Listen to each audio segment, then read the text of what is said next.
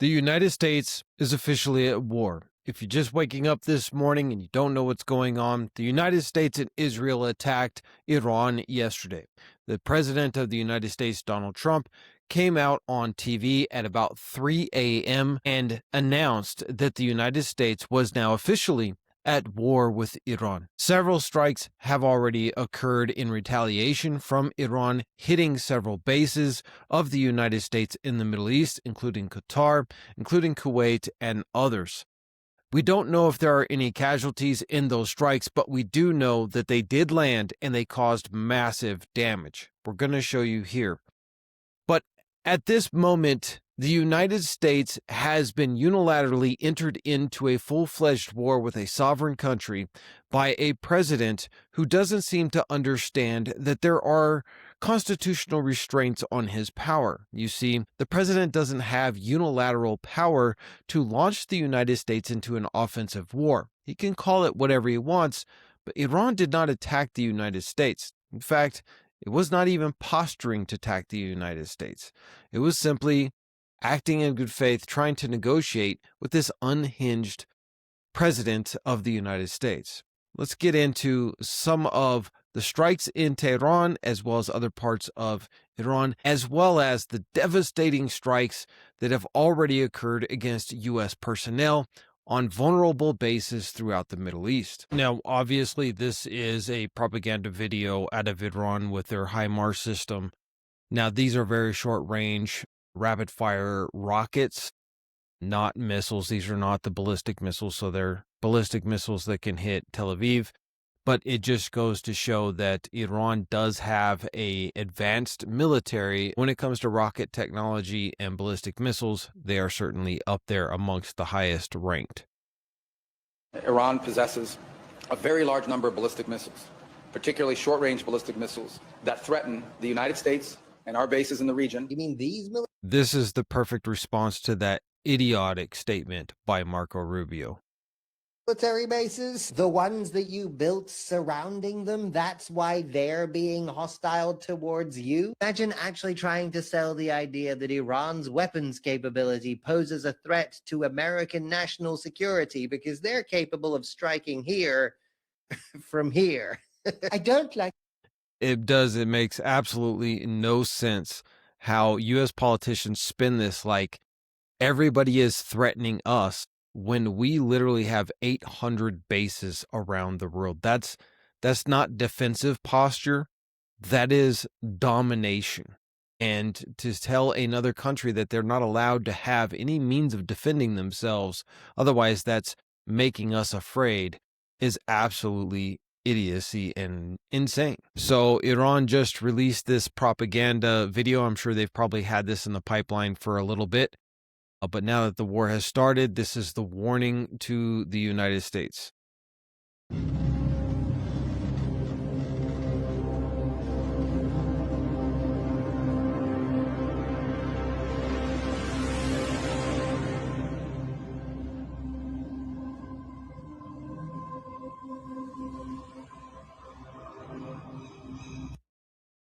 Now, while this is a propaganda video, it is a very real warning to the United States due to the fact that China just gave Iran a hypersonic missile that is intentionally built to destroy U.S. naval assets.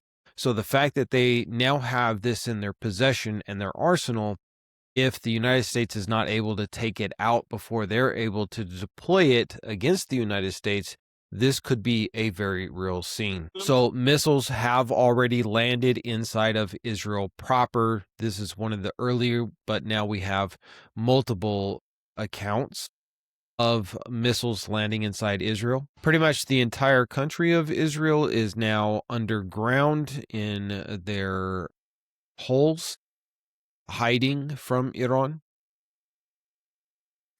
In diplomacy, relations with the United States will be normalized, and our friendship with America and her people will be restored.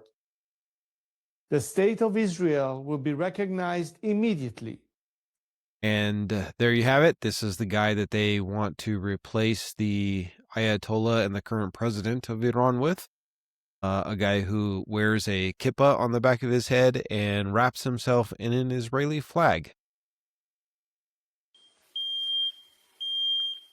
So this is apparently a 9-story building in Haifa that has been destroyed, not collapsed, but it looks like most of it has been destroyed.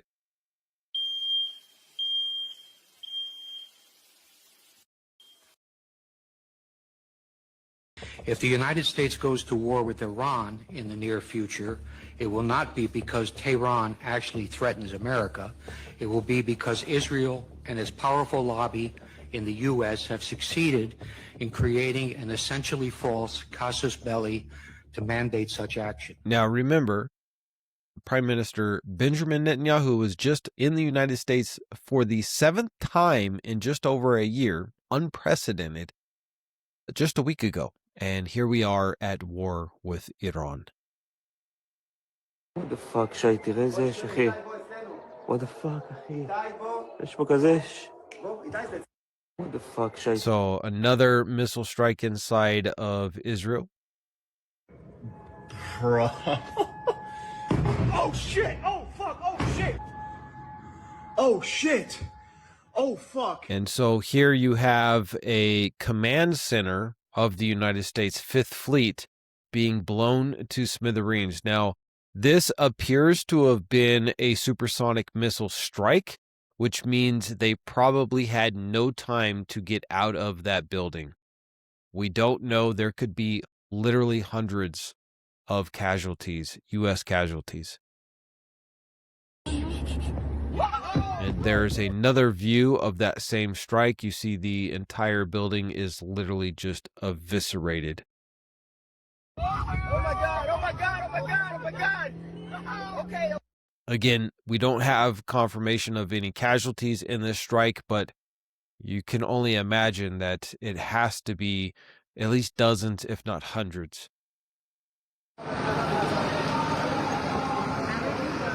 And here, this is some of the aftermath of the Israeli and U.S. strikes.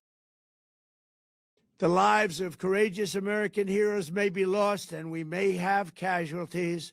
And remember, he made this speech at 3 a.m. when all of you were asleep. We have not slept. I have been up since yesterday morning, covering this story all night last night, making sure that you will be well informed as soon as you wake up this morning.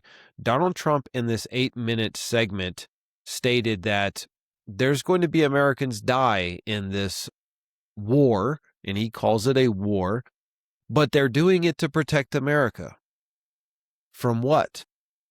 That's the question, because Israel or Iran has never thrown the first punch at the United States. Right. So here we have another missile strike in Kuwait near a U.S. base there. If anyone ever read Mein Kampf from Hitler, Hitler tells the world why he hates Jews. He says the Jews created communism. Jews are taking advantage of you. And people said, how? He says the Jews are the ones that are in control of all of the banks that are lending you with high interest. And everybody said yes. Why? Because it was true. The Jews destroyed the economy in Germany by simply lending money with high interest. And now they're doing it again, destroying the United States with unsatiable wars in the Middle East, not to mention the interest. And so there you have it. The United States is now in a full-blown military war against the nation of Iran. And let's remember, Iran is not alone. They have strategic allyship with China and Russia. And so they are going to not just sit back and allow Iran to fall, because they know if Iran falls, then they could be next. So they're going to give all kinds of material aid and support. And this plays right into the hands of China, especially if Iran can sink several U.S. naval assets like an aircraft carrier, destroyers, and things like that, then that is like a testing ground for their technology. If they get into a hot war with the United States, they'll be able to learn from what Iran is able to do with the equipment that China is giving them now. But they also have the Houthis in Yemen, who have now declared the Red Sea as closed. So there will be no more shipping going through the Red Sea. And Iran is expected to close down the Straits of Hormuz, which will effectively cut off all oil shipments coming from either one of those seas, which will drastically increase the price of your gasoline at your local pump, to be seen here probably within the next couple of weeks. Not to mention the fact that they have control over very well armed and organized militias in Iraq and Hezbollah, who could start a ground offensive against Israel while they're getting cover from Iran with a barrage of missiles that would be pretty much never ending. And so this could blow up into a major war. We're talking potential World War III being right now at the beginning of it. And if we don't stop Donald Trump, if we don't get an immediate ceasefire, this could change the world as we know it. It could even end it. So to stay informed, make sure that you do us a huge favor and yourself and hit that subscribe button, as we'll continue to cover this story as it unfolds step by step. We will not miss. We will continue to cover it for you. And also check out our Substack, where we can go into deeper details of these types of stories. The link is in the description of this video.